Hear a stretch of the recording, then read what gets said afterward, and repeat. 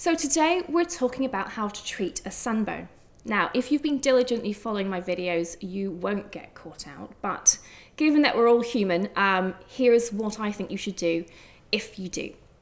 Now, a sunburn is basically a UV radiation burn, and it's UVB specifically that causes the skin to develop that appearance that we associate with sunburn, and that means redness, swelling, pain, and even blistering if you're really unlucky.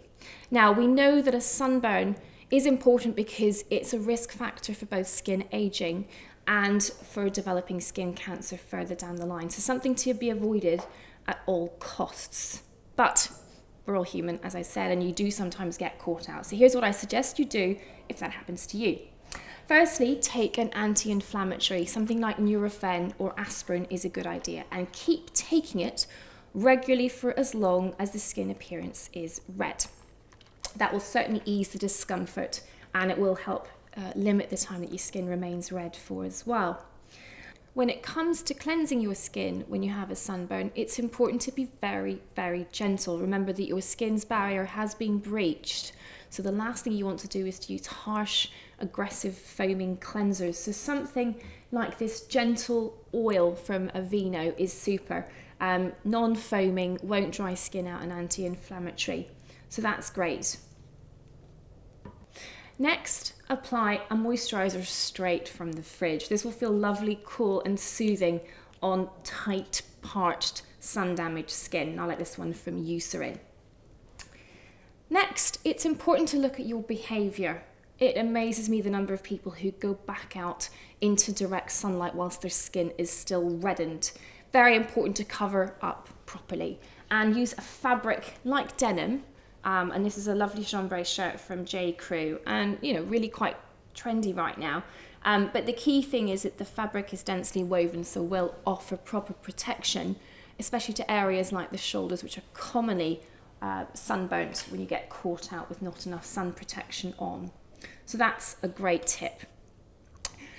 If you have blisters on your skin, please leave them there alone. They are nature's own dressing, and they shouldn't be interfered with for risk of causing further damage and even increasing the risk of infection. I also recommend ensuring that you up your intake of antioxidants, and that means drinking something like green tea or pomegranate juice. It's also nice to supplement what goes inside with what goes on outside, and I'd recommend using something like this After Sun from SunSense, which actually is boosted with antioxidants like polyphenols to help negate the damage from free radicals generated during a sunburn. Finally, if your skin is badly damaged and there's evidence of blistering and the redness isn't settling promptly, you may need to see a doctor, because we can prescribe things like anti-inflammatory creams which will help soothe and settle your sunburn more quickly. The other thing to be aware of is that what you consume is actually important in terms of preventing a sunburn. We now know that certain foodstuffs can actually increase skin's own inherent ability to protect itself against UV.